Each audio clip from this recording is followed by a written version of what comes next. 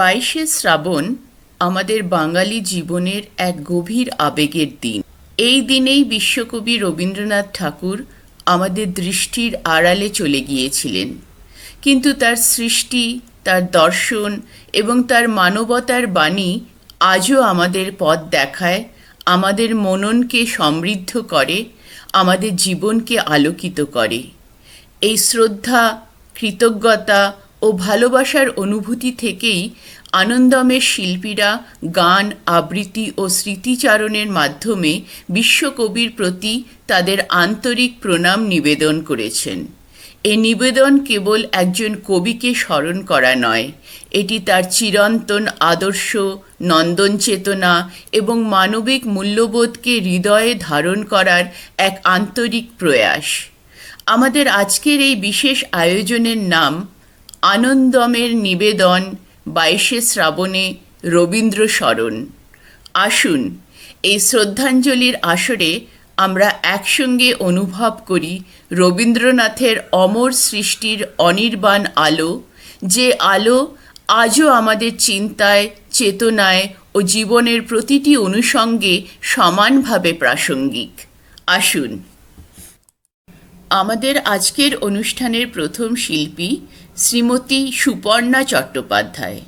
তার কণ্ঠে আমরা শুনব রবীন্দ্রনাথ ঠাকুরের এক গভীর ভাবসম্পন্ন গান, শুধু যাওয়া আসা। গীতবিতানের বিচিত্র পর্যায়ের এই গানটিতে রবীন্দ্রনাথ মানুষের জীবনের অনিত্যতা, অপূর্ণতা এবং চিরন্তন আকাঙ্ক্ষার এক গভীর দর্শন তুলে ধরেছেন। জীবনের পথে কত মানুষের সঙ্গে দেখা হয়, কত বিচ্ছেদ ঘটে, কত আশা জন্ম নেয়, আবার মিলিয়েও যায়। এই আসা যাওয়ার মধ্যেই মানুষ খুঁজে ফেরে এক চিরন্তন পূর্ণতার সন্ধান। শুধু যাওয়া আসা তাই শুধু বিচ্ছেদের গান নয়, এটি জীবন, সম্পর্ক এবং মানব মনের অন্তহীন অনুসন্ধানের এক অনন্য প্রকাশ। 22শে শ্রাবণের এই স্মরণ সন্ধ্যায় গানটি যেন আমাদের আরও গভীরভাবে উপলব্ধি করায় মানুষের দেহের অবসান ঘটলেও তার সৃষ্টিকর্ম, চিন্তা ও চেতনা যুগ যুগ ধরে মানুষের হৃদয়ে বেঁচে থাকে।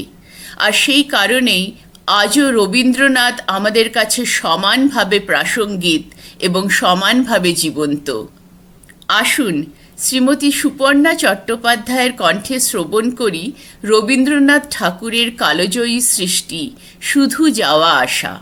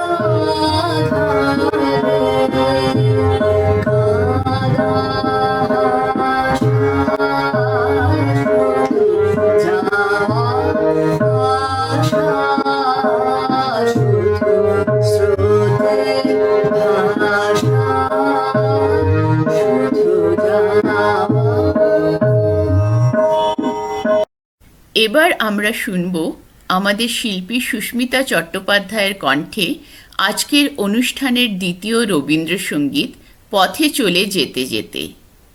গীতবিতানের পূজা পর্যায়ের এই গানটিতে রবীন্দ্রনাথ জীবনের নিরন্তর পথচলার মধ্যেই ঐশ্বরীয় উপস্থিতি এবং চিরসুন্দরের স্পর্শ অনুভব করার কথা ব্যক্ত করেছেন। জীবনের প্রতিটি পদক্ষেপ, প্রতিটি অভিজ্ঞতা এবং প্রতিটি নতুন পথ যেন আমাদের এক গভীরতর উপলব্ধির দিকে নিয়ে যায়। এই গানে পথচলা কেবল যাত্রা নয়, এটি আত্ম অন্বেষণ, বিশ্বাস এবং অন্তরের জাগরণেরও প্রতীক। 22শে শ্রাবণের এই স্মরণ সন্ধ্যায় এই গানটি আমাদের মনে করিয়ে দেয় রবীন্দ্রনাথের দেখানো সেই আলোর পথ আজও আমাদের জীবনযাত্রায় প্রেরণার উৎস হয়ে রয়েছে। আসুন এবার শ্রীমতী সুস্মিতা চট্টোপাধ্যায়ের কণ্ঠে আমরা শ্রবণ করি রবীন্দ্রনাথ ঠাকুরের এই অনন্য সৃষ্টি পথে চলে যেতে যেতে। পথে চলে যেতে যেতে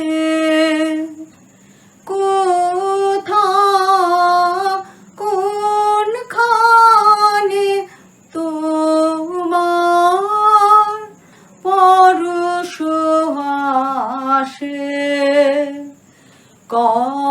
কখন কে জানে কখন পথে চলে যেতে যেতে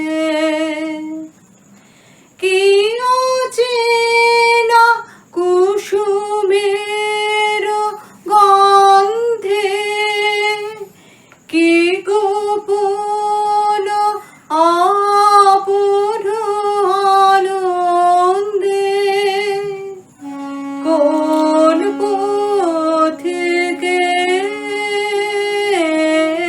কোন গানে তোমার পরশ আসে, কখন কে জানে কখন পথে চলে যেতে যেতে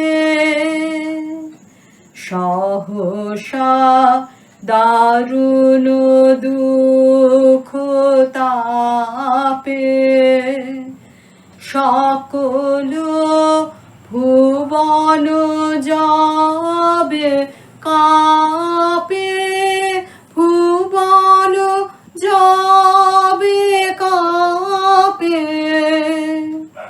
সকল পথের খোঁজে চিহ্ন, সকল বাঁধন হবে ছিন্ন, মৃত্যু আঘাত লাগে প্রাণে, তোমার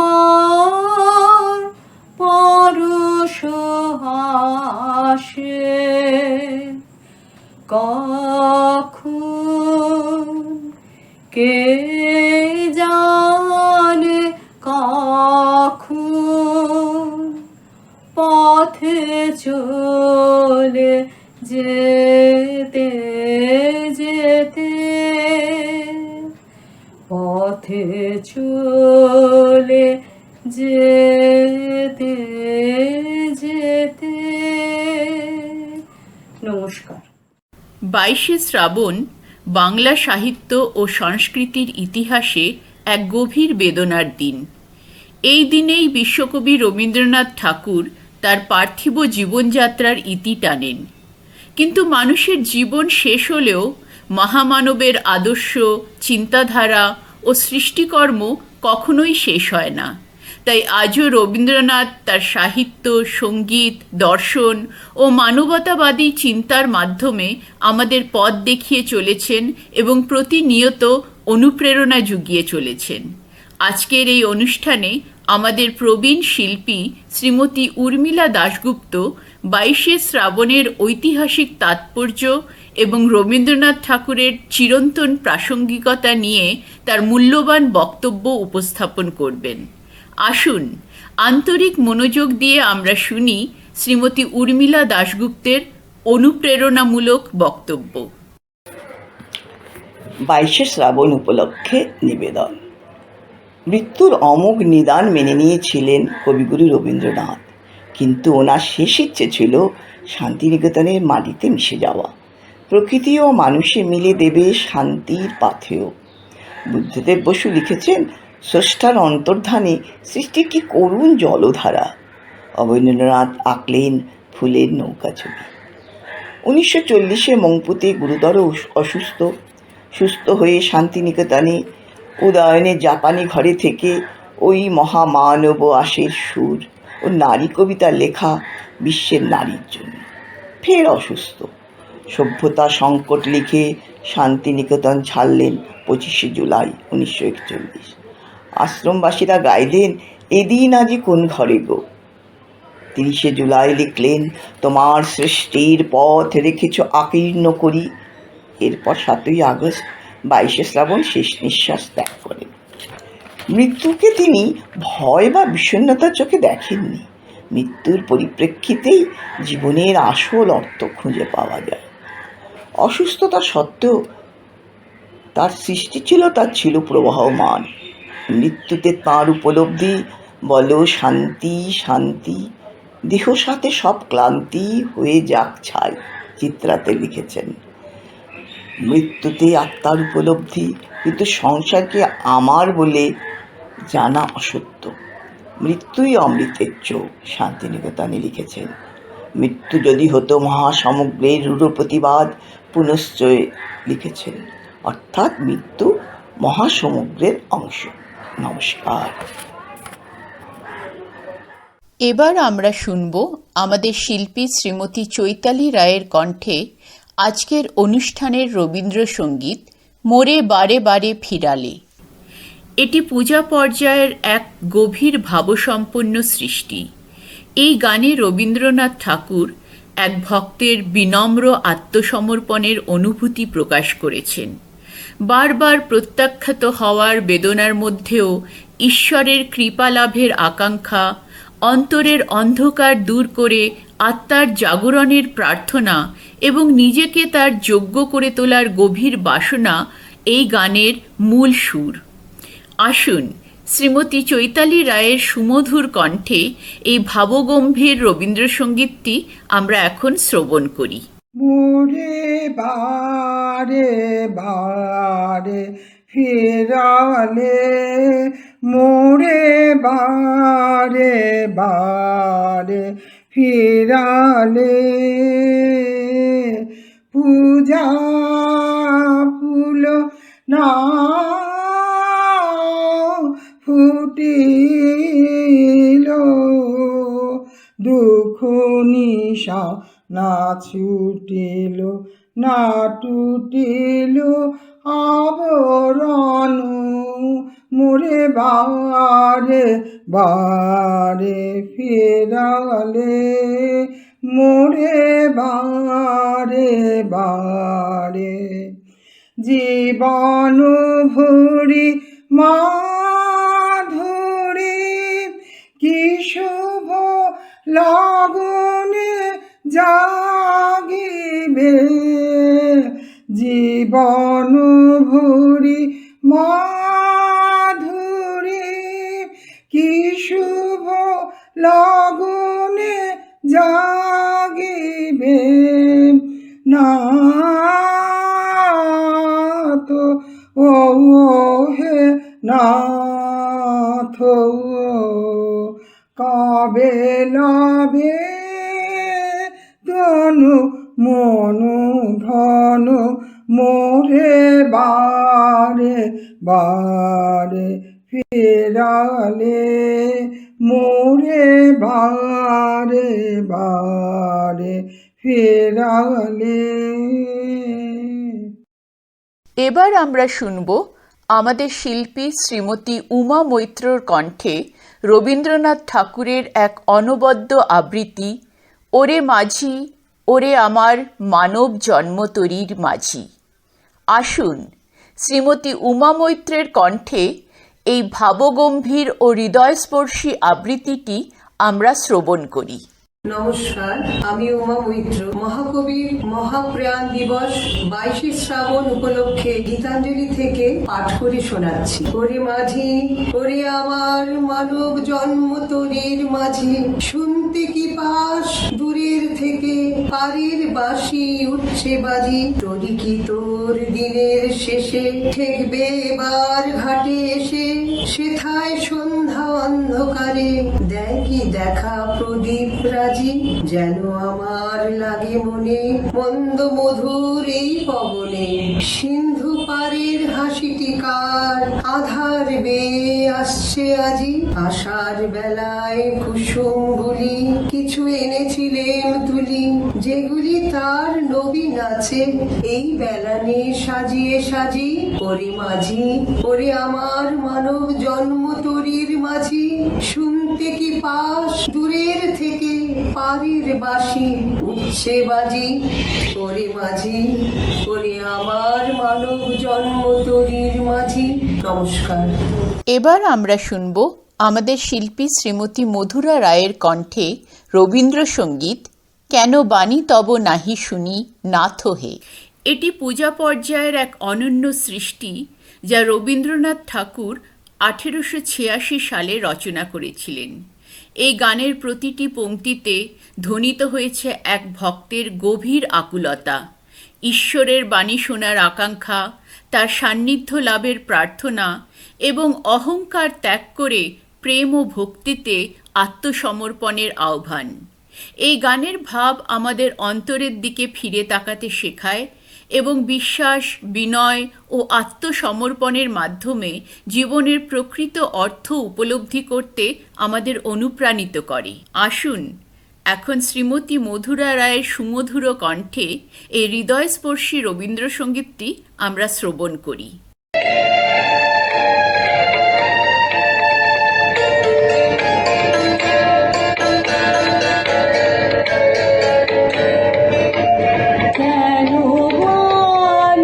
তব নাহি শুনি নাথ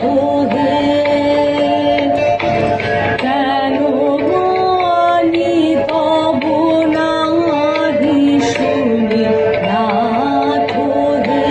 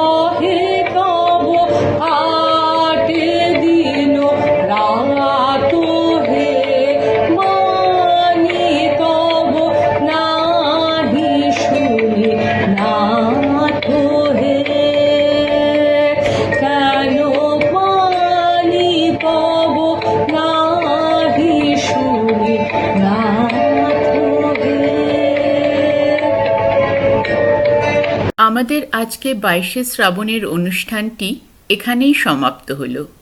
আশা করি আজকের গান, আবৃত্তি ও আলোচনার পরিবেশনাগুলি আপনাদের ভালো লেগেছে এবং রবীন্দ্রনাথ ঠাকুরের জীবন দর্শন ও সৃষ্টির প্রতি আমাদের শ্রদ্ধা নিবেদনের এই ক্ষুদ্র প্রয়াস আপনাদের হৃদয় স্পর্শ করেছে। মূল্যবান সময় নিয়ে আমাদের সঙ্গে থাকার জন্য আপনাদের সকলকে জানাই আন্তরিক ধন্যবাদ এবং শুভেচ্ছা। নমস্কার।